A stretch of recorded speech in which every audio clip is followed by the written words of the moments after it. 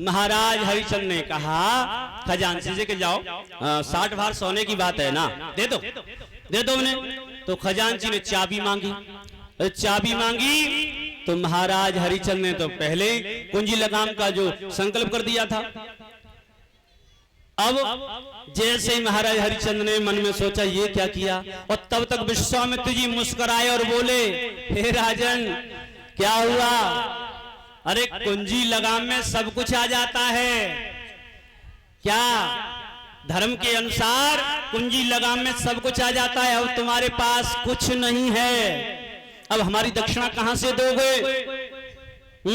अब किन पर सेवा करवा रहे हो? ये सब सेवादार हमारे हैं, ये राजपाट सब ये हमारे हैं, अब किन पर सेवा करवा रहे हो? हमारी दक्षिणा का क्या हुआ? अब तो महाराज हरिश्चंद्र के पैरों तलों से धरती खिसक गई। महाराज हरिश्चंद्र ने कहा, श्रीमान जी आप चिंता न करो, आपका कर्ज अदा करेंगे, हम अपना धर्म नहीं जाने देंगे। आप हमें बेच दीजिए, हमारे पुत्र को बेच दो, हमारी पत्नी को बेच दो, और जहां तुम्हारा मन करे वहां बेच दीजिए, अपना कर्जा ले लीजिए, हमें ऋण से ऋण कर दीजिए। विश्वामित्र जी ने कहा कि तुम्हारा चौतरफा राज्य है, चक्रवर्ती राज्य है तुम्हारा, तो यहां तुम्हें कौन खरीदेगा? और किसी ने खरीद भी लिया तो हमारा ही धन वो होगा, तुम्हें कौन खरीदेगा? कहां तुम्हें बेचे?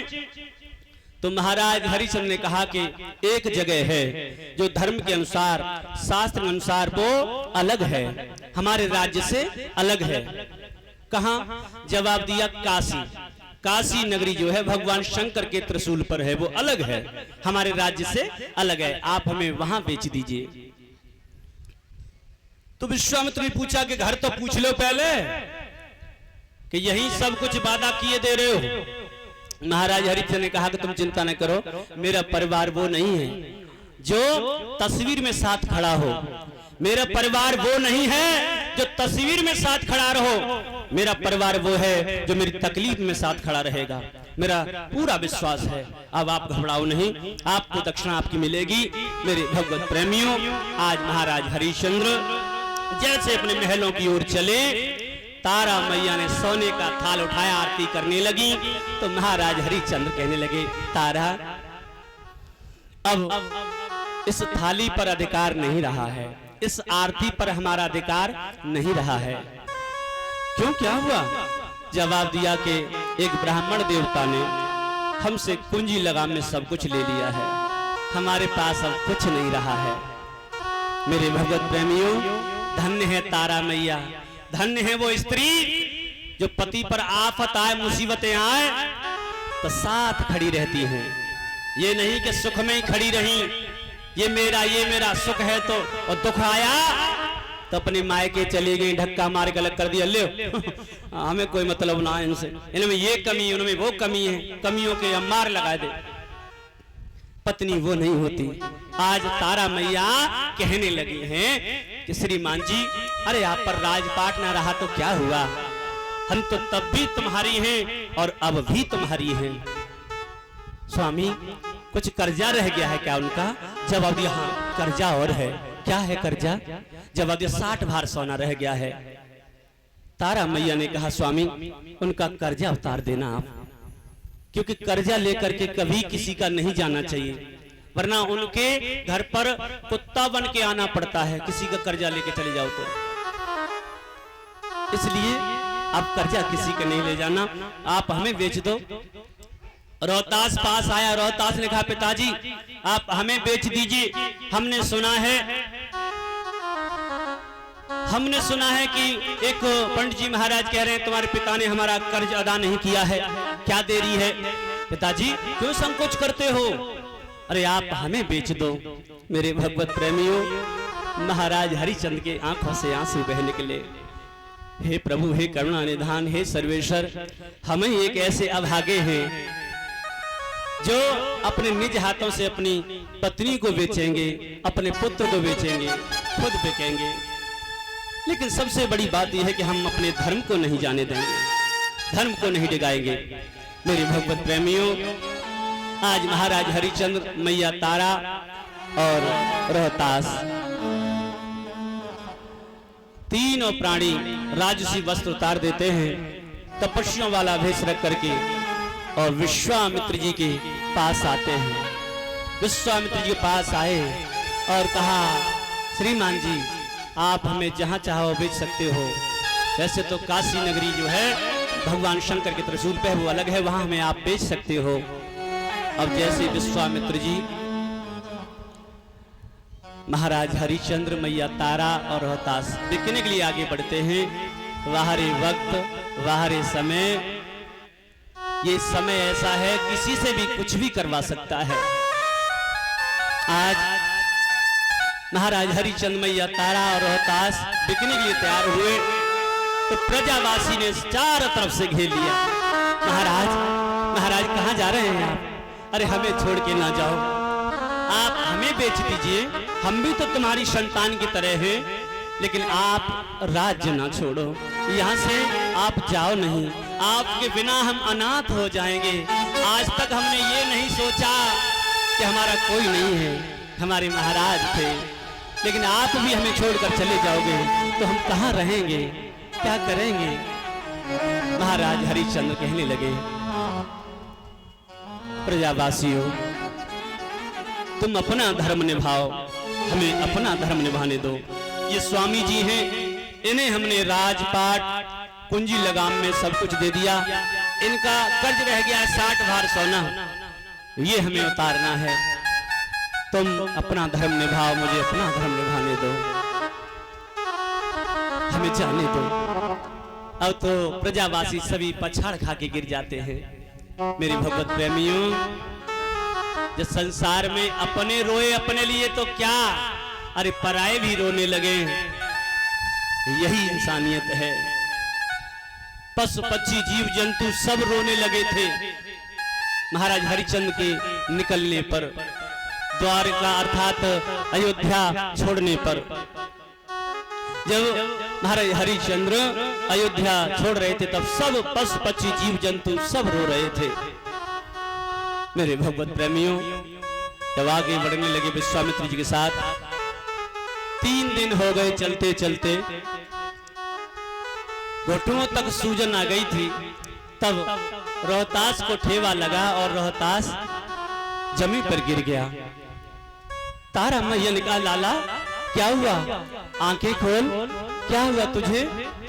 अरे कभी पैदल नहीं चला करता था, आज वक्त यह है कि हमें पैदल चलना पड़ रहा है और घुटनों तक सूजन आ गई है, बड़ी तकलीफ हो रही है। रोहतास बेटा थोड़ी दूर और रह गए हैं, बस पहुंचने ही वाले हैं, आंखें खोल। तो रोहतास ने कहा, माँ कि पग पग ठोकर खाऊं, अब चला नहीं जाता है, और काशी कितनी दूर बता मेरी माता है।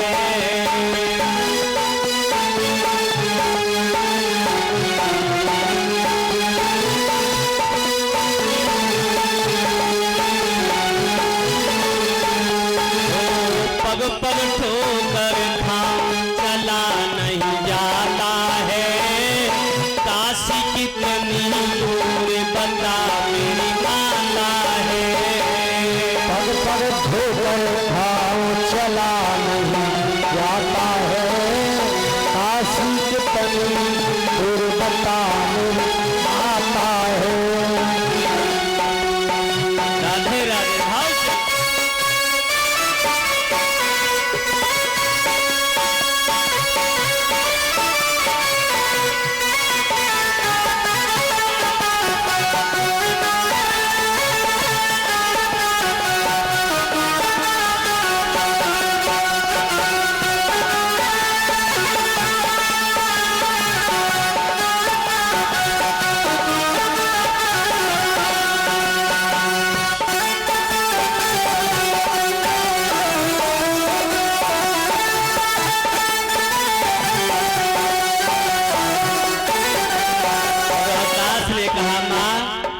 से चला नहीं जाता है और प्यास भी लग रही है। माँ मैं मरा प्यास के मारे, कोई पानी लाए पिला दे।